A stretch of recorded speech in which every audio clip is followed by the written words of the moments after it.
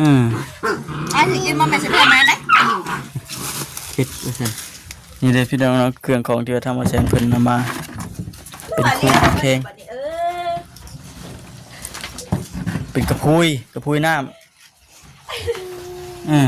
โอ้สมาชิกนี่ก็พลึกก็ดีเนาะเบิ่นบ้านอยู่เนาะนี่ดิคักเป็นหยังเป็นเติดบาทนี่ให้ไปครับให้ไปส่งมันนี่ก็สิผากไปน้ำพันทั้งนั้นไปบอลเดียวกันบ่ดูบอลเดียวกันใครอยู่ใครอยู่ไปบอลเดียวกันสิใครอยู่ซอยเพิ่นข้าวน้ำมุกน้ำมันเฮาก็ซอยชมเฮาซอยได้อันนั้นบ่แม่นว่าหยังดอกซอยชมเฮาซอยได้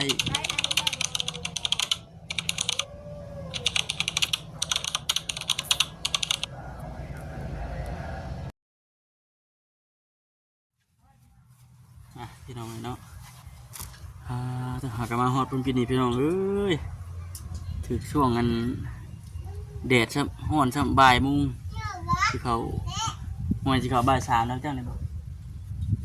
บ่าย2บ่าย3นี่แหละเนาะบ่าย2:45แล้วต่อจนสิเขาบ่าย3แล้วเด้นี่ร้อนกำลังแดดพี่น้องเนาะก่อนสิเขาไปหาทั้งน้องดำแวะมาทางนี้ก่อนพี่น้องเนาะอยู่ที่บ้านตีเฮือนสาวทองมีตั้งแต่เรามาอยู่นี่ก็อันนี้ก็ทางบ่คำเข้ามาหาตั้งแต่มื้อที่ว่าคนเครื่องคนของมาเมื่อนั้นพุ่นพี่น้องเนาะแต่ว่ายังบ่ได้ค่อยเข้ามาหลายมื้อนะเข้ามาล่าสุดนี่แม่นมื้อนั้นแต่ก็บ่ได้เข้ามาเลยมื้อนี้เป็นอีกมื้อนึงที่ว่าเขามาหาเพิ่นมาบัดจะเป็ดเติดเบิดเนาะมาอยู่จักกันฮอดแล้วบ่หามื้อเนาะเป็นเติดบัดแนมไปทางไหนก็ตั้งแต่ครั้งนึงเพิ่นคอยเสียไปนะเบิ่งเห็นว่าคนอยู่ก็บ่ระบัดปัวแปลงมันก็เป็นพี่น้องเนาะทักทายสบายดีเด้อพี่น้องเด้อเนาะไปได้สวีแต่เก่าเป็นเลยแต่เก่ามันของคือน้อยแต่เก่า6ได้เนาะแต่เก่าแต่ว่าทางบ่แซนเพิ่นกับบ่าวสรีบ่าวเฟยมาถากมาทางนี้มันก็ใครแน่หั่นนะนี่ทางเรามาอยู่นี่บ่ม่อยพักปัดที่นี่บ่เกะมันดีบ่เกะเด้สินเพิ่นออกมานำมื้อนี้พี่น้องโอ้ยว่าซั่นเนาะออกมาเป็นหมู่พี่ตูนขี่รถจักรผู้เดียวกันนั่นพอดีว่ามื้อนี้น่ะมีเวียกแน่พี่น้องเลยกันว่าง่ายๆก็ครึ่งมื้อเลยนะครึ่งมื้อจังได้ออกมาข้างนอกจนครึ่งมื้อพากันเมื่อเวียกแล้วก็มาแต่เวียกพากินข้าวแล้วพากันแม่นกี่ทางบ่ทำมาเจ้าบ่ไปก็ย่านี่ก็เลยคิดว่าจะไปเป็นแม่คือสิได้ไปแต่มื้อนี้ล่ะเป็นนี่นะมื้ออื่นดิประจำการเข้าหันบาดบาดเถอะเนาะเอามีแต่ว่ามือหนามาได้ไปออกมากันมีแต่ว่าให้กำลังใจอยู่เพื่อนก็พอแล้วออกมานี่มันเมื่อยมันแดดบางทีใหญ่คิดจักอะไรเมื่อยกันขึ้นรถใหญ่เมาขึ้นรถกันบ่ติดกันไปน้องเนาะเอารถชูพอคิดบ่ได้นะเนาะรถจักรบ่รถใหญ่เนาะแม่บ้านเสพี่น้องเนาะมีแต่ว่าสิเขาไปดินไปยามไปโอ้ล้มกับสาวทองมีเพิ่นก่อนนั่งกินข้าวจะนั่งอยู่นี่บ่โธ่หากมาอยู่ได้จักมือแล้วอันสาวทองมี3 มื้อเป็นเติดบาทนี่คักแน่ดิมีสมาชิกมาอยู่เพิ่มอีกจักอันนี้นี่1 2 3 4 4ตัวไห้ตัวใดของเพิ่นน่ะ ตัวนี้บ่มาแล้วก็มีหมู่แล้วได้เพิ่นกันเลยเนาะเครื่องของที่ว่าอันบ่เซนเพิ่นเอามาส่งบ่นี่เนาะมีแต่ว่าเฮาล้างเฮาถูมันให้มันเกลี่ยมันก้อยแต่ว่ายังสิล้างถูให้มันสะอาดก่อนแล้วเนาะจังมาใช้งานมีถังน้ำติ๊กน้ำเนี่ยพี่น้องเนาะ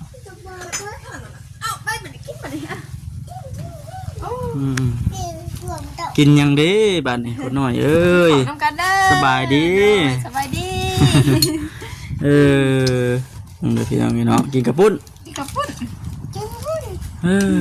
ว่าไม่รู้กินยังก็กินปุ้นแซ่บบ่อร่อยว้ายแซ่บอยากสีซ้ำเดียวกันกับมันน้องพอคิดมาจากซ้ำจักปีก็ลืมแล้วล่ะ3 ปีปลายที่เขา4 ปี3 ปีปลายที่เขา4 ปีติคนสิประมาณเดียวกันกับมันลูกบ่คำ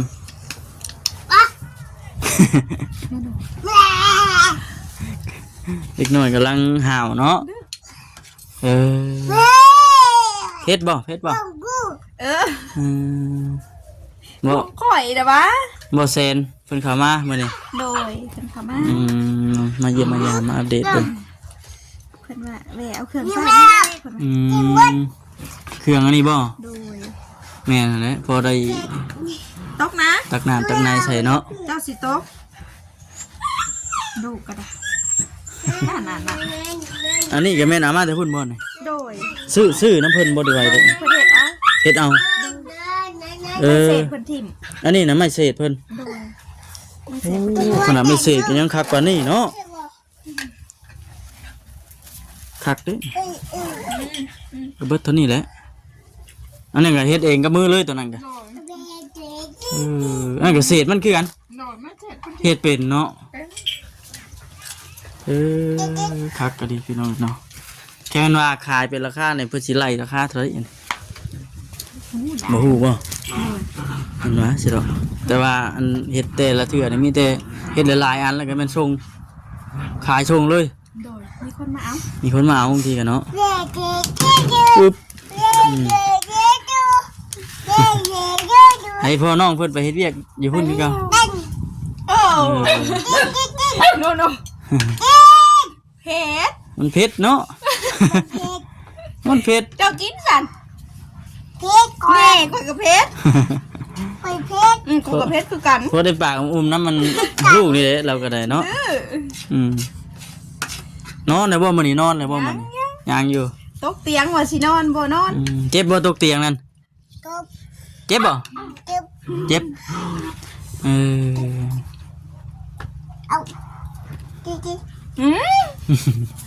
เป็นแต่อยู่เนาะจะต้องมีเนาะเราออกมาอยู่นี่เริ่มเป็นไปเลยพี่น้องเนาะคอยทางไปแต่ละมือยังเหลือแต่ทั้งนี้บ่บ้านโดยเหลือแต่ทั้งนี้นี่แน่เพชรเพชรแห้งอ่ะมันเพชรแล้ว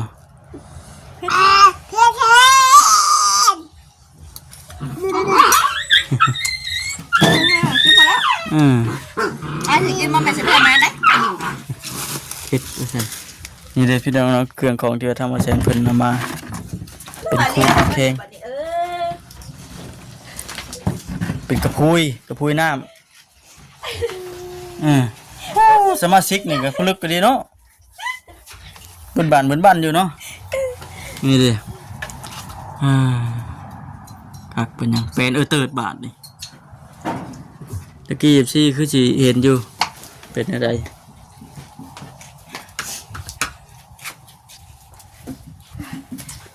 ข้ามบ่อเนาะอันกลัวจะมานะข้ามเถิดได้ดิข้ามมื้อนี้แห้งข้ามนะอ๋อคือว่าฉันเพิ่นว่าบ่มีคนงานขาดหลายคนงานขาดเนี่ยมันต้องค้ำเลยเนาะเฮ็ดเวียกนี่เอามีแต่ว่าเก็บอันนี้ก่อนก็ได้นี่มันหกเพิ่นแหละเนาะ สิเอาตัวมาหน่อยเห็นว่าขึ้นมาเก็บอันนี้ เนี่ยให้อ้ายเจ้าไปใช้อ้ายเจ้าไปใช้ นั่นน่ะประกบ บริยานเด็กดีเนาะสมอยสมีอยู่อันนี้กำลังหัน ตุ้ยน่า ระวังเด้อ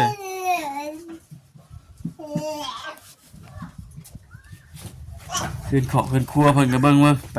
ซองมึงขึ้นครัวเพิ่นนี่ก่อน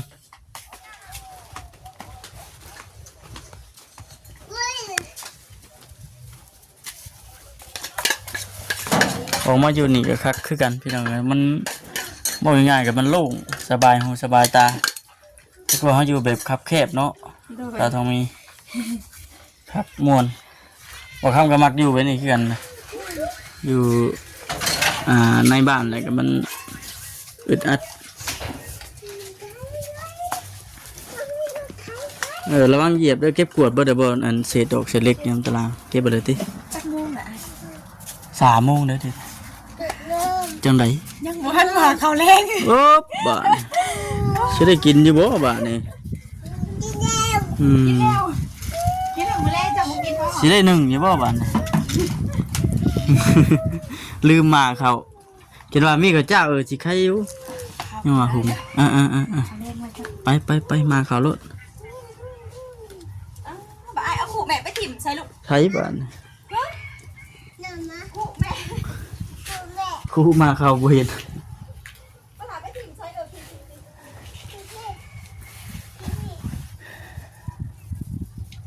คักพี่น้อยเนาะเฮือนเพิ่นก็ได้มีคนมาอยู่นำก็งาม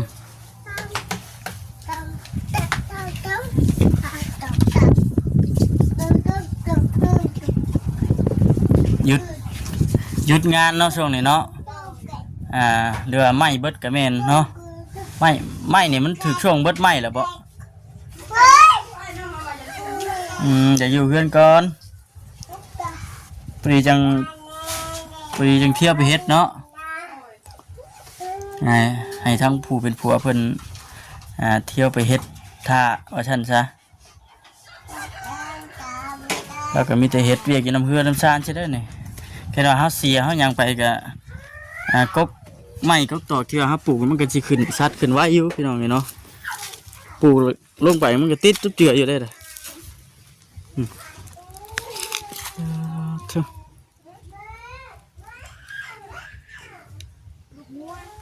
มันก็เบิดเท่านี้แล้ว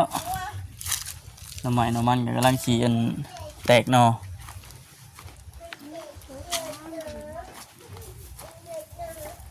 เฮ็ดเองกับมือได้น่ะเศษไม้สิได้น่ะบ่ได้แม่นว่าอันนั้นมันได้สีนเด้นั่นคือเศษไม้ฮะ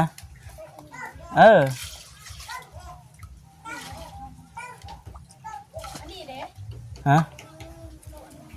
อันนั้นแหละมีเมื่อใดมีเงินสั่งให้ทั้งเอ้ยเราบอกผัวเราเฮ็ด เศษมันก็ได้ โต๊ะพอดี นี่เอาเศษมันไป ปึ๊ดสมาชิกเพิ่นนี่โต๊ะพอดีอันวางเครื่องพอดีขายหั่นนะจะคักไปจังเนาะแกะมันนี่เพิ่นมีเครื่องมืออุปกรณ์เพิ่นครบสั่งไหมสั่งเอ้ยเหรอ แล้วเอาไม่ง่ายไม่ยังก็ได้นะเอาแบบนี้เลยเนาะ นี่ก็คักเลยอันนี้เครื่องมือเป็นครบเนาะเครื่องมือครบแล้วก็งามเฮ็ดแก คนบ่ได้ให้แล้วว่าเขาเอาเศษกันมาเห็นนี่สิ เป้าอยู่ บ่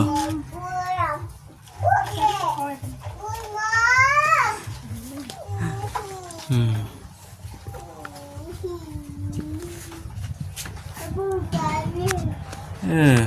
นี่ปลาน้องว่าจะได้ตังค์4ด้วยว่ะบ่ได้เพิ่นว่าให้เพิ่นว่าย่ามาน้องเอาไปขายไม่เสร็จซื่อ เพิ่นว่าอย่าเฮาไปขายจักปีเด้อตั้งแต่เจ้าเฮ็ดอยู่หั่น ๆพี่ใหญ่ นับบ่คู่ โดย หาเงินเฮ็ดงานอยู่หั่นก็ถือว่าใช้เวลาโดนเติบเนาะ เจ้ค่ะเพิ่นก็บ่ได้เว้าดอกอันโหอยู่น้ำเพิ่นนั่นแหละเว้าให้ก็เลยซ่าเฒ่าเอ้ยว่ะ เนาะ เอ๊ะอุ้ยไม่ พอได้ปากน้ำมันมาเลยกับลูกนี่เด้อืมโอ้เย็นคักก็ดี ประโยคเจ้าห่วย เฮ็ดกินยังจะถาผัวแต่ละมื้อ น้องบ่ แม่น มื้อเช้านี่ได้ทอดไข่ ทอดไข่ โดย เออ บางเที่ยงนี่ ตอนเที่ยงนี่แม่นเล่ามากินข้าวอยู่พี่เอ้าบ่ได้ถือไปบ่น้องคิดว่าถือไปแต่พี่ใช่เนาะ ขึ้นมาตั้งขึ้นมาจอบเพื่อน มาจอบลูกจอบเมียแน่แล้วเนาะ คนนี้ว่าเชียร์หยามันแล้วเด้อคนนี้มัน เออ สั่งกันกัน คอยเฮ็ดไปเฮาก็ได้เนาะ สิแม่นมาก ะว่ามันแดดอ่อนๆจังเสียมันแดดสิเฮาก็ เชื่อทำแบบนั้น เฮ็ดบ่อนมันห่มมันเย็นก็คอยเสียไปน้ำขาไปน้ำ ถ้าเด็กแม่เอาแล้วหมาสิเอาพลอยไปอุ้ย โอ้มากับคนนี่ซ้ำกันเลยนะผู้เป็นแม่นี่ผู้ดีปากเมือกอยู่ดอกเบิ่งนี่ก็ได้เนาะคนน้อยจะซื้อท่าหยังเมื่อบ่เมื่อน้ำบ่าวนะฮะเมื่อทะเลน้อยได้ลูกชายเพิ่มอีกแล้ว เมื่อจะบอกไอ้ เมื่อสู่กับน้องพาคินซ้ำเดียวกันเลยนี่ผู้นั้นก็เท่าไหร่ก็ให้ลืมนะ3 ปีเท่าไหร่3 ปีกับ4 เดือนผู้ยืน คุณเกิด สี่ เกิดเดือนยังไง เดือนเก้า ผู้บริหารเดือน8 เลยหลังกันเนาะ โดยเดือน8วันที่13/2023อืม แต่แรกเขาเบาแซนมาคิดนี่เลยปะจักปีแล้ว4 ปีฮอดบ่จะเปิดกระโซเลกันบ่ฮอดนะชวนมาดอกอะไรเพชรอะไรถึง3 ปีนะพ่อ 3 ปีปลายรุ่นราวข้าวเดียวกับมันลูกหัวค่ำนั่นกันกำลังมึนผู้นั้นกันบ้าพอก็แม่เนี่ย ไป ปะทุ ไป ลืมเลยว่าวันนี้มานอนกันลืมเลยนอนเจ็บคักปัญญังบัด ครับปัญญา บุคือมือทวิตด้วยเนาะ โดย มือทวิตนี่ตื่นเต้นอยู่แล้วมือทวิตนี่ เจ็บเป็นบ่พัน เจ็บจนบ่ฟันนอนรับเจ็บจนบ่ฟันพุ่น โดยเบื่อว่าเราแจ้งแล้ว คักปัญญังบัดนี้เนาะแล้วเขาป่าเด้อ มาคนไปมาแล้วยังกับป้าจะไปยังมาล่ะ บ่เข้าไปได้บ่เข้าไปเด้อ งูได้ ไอ้เราอยู่แถวนี้ก็ถึกเฉพาะว่าช่วงยามเฮ็ดหอนออกเลยคือสิมีอยู่ประจักแถวนี้ก็แม่นแล้วนี่ช่วงอันเฮ็ดออกเฮ็ดปวกออกนะบ่จิตเพิ่นมาได้อยู่ภาคทางอ่ะเด้ แม่เลยดงให้ปวด ดงเฮ็ดปวกเจ้าก็คือสิเคยมาหาอยู่เนาะไสเนาะ บ่น้องไปขึ้นมา อย่าว่าอยู่แถวใกล้ ทางพุ่นจะมีทางลงป่าเนี่ยลงไปแถวนี้กับคนผู้นี้แหละปัญหา เนี่ยมาอยู่ใกล้กันมีเฮือนทั้งช้างเพิ่นใกล้อยู่เด้ก็เลยอาศัยไปเพิ่งกันติดหมู่เลยเนาะอ๋อถ้าคนซ้ำเดียวกันซะมาจักอันนั้นกันทุกบ้านรุ่นเดียวกัน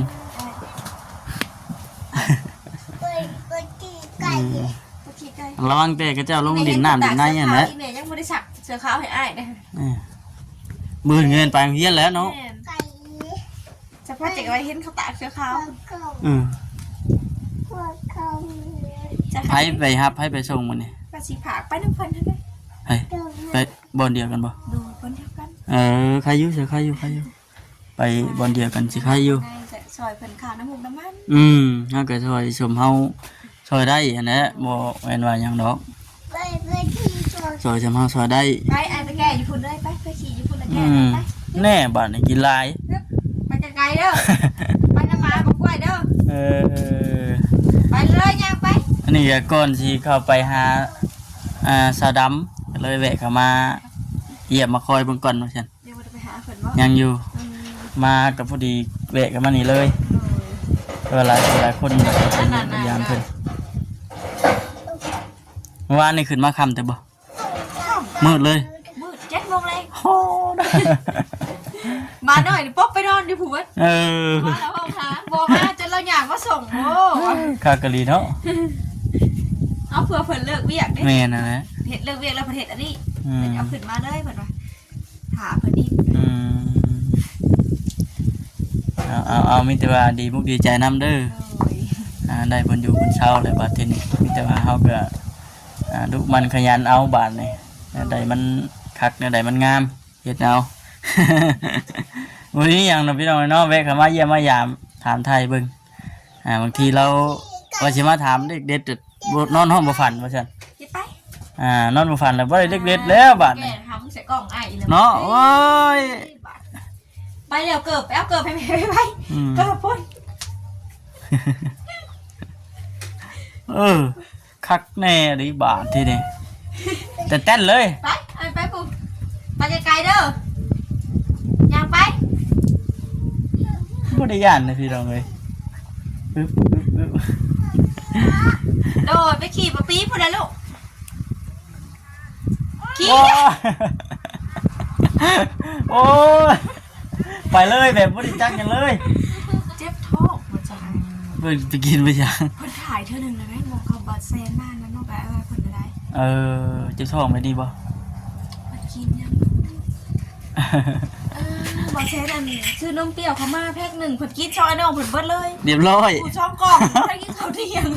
โอ้ยเนาะคักแน่ดีป่ะเนี่ย โอ้ เอามีตัวจีบเข้าไปในบ้านเพิ่นเด้อไปเด้อโอเคสบายดีไปจะพี่น้องเนาะบัดที่นี่จะว่าคนแต่ปึ้งอยู่แจ็คสันอะไรก็ แซนกับวันสีขาวป้ายนะคะ เพิ่นขับไปแล้วเพิ่นขับไปถ่ายพุ่นแหละ